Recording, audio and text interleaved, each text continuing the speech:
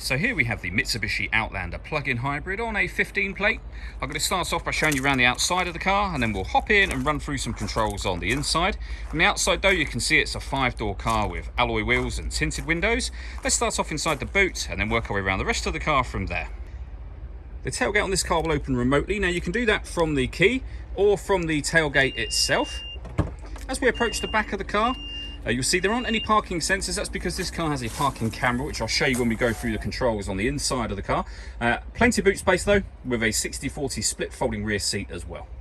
Okay, so we're just going to work our way back round to the front of the car, and then we'll hop in and run through some controls on the inside. But now that we've done a full circle of it, you can see it's in lovely condition the whole way round. Just briefly before we climb in, I think it's what we're seeing the interior from this exterior point of view. There's plenty to run through on the dashboard, so let's hop in and we'll do that now.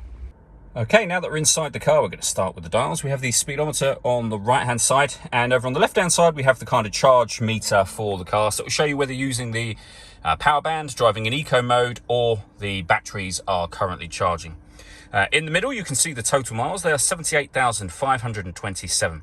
We have the battery charge level to the left-hand side of that section and the fuel gauge to the right, and it'll show you what gear you're in the middle there. Obviously, this is an automatic as it's a hybrid vehicle, so we are currently in park, of course.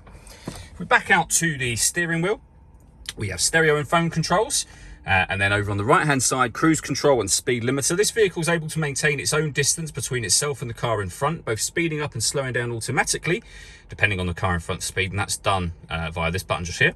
We have the minus and plus paddles so that you can change gear manually with this automatic gearbox, should you wish to do that.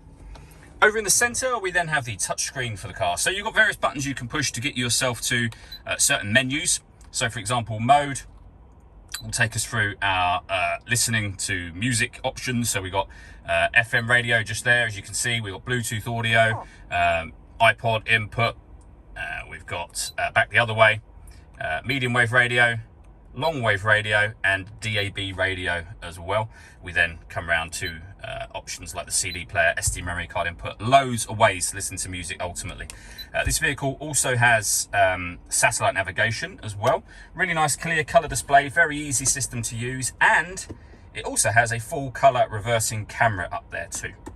Working our way down from that, we have dual zone climate control, so you can adjust the passenger temperature, the driver temperature, you can increase or decrease the fan speed. When you're happy with those settings, you can turn your air conditioning off or back on again, and it's on when that symbol shows. Or hit auto. The car will now take control of the fan speed and direction of the air to maintain the temperature that you've asked, or temperatures that you've asked for. Any manual adjustment will override that straight away again. Underneath that section, we have a 12-volt charging socket. You can plug the key in there should you wish to. You don't have to. As long as the key is in the vehicle, the car will run. We then have the gear lever for the automatic gearbox. We can lock the vehicle in 4-wheel drive down here. We have various battery saving and charging methods within the car. And we have a heated driver and passenger seat, both with 2 different heat settings on each seat. The last thing I wanted to mention is the sunroof. So you have a manual blind that you can open up, and then the sunroof itself will open electronically for you.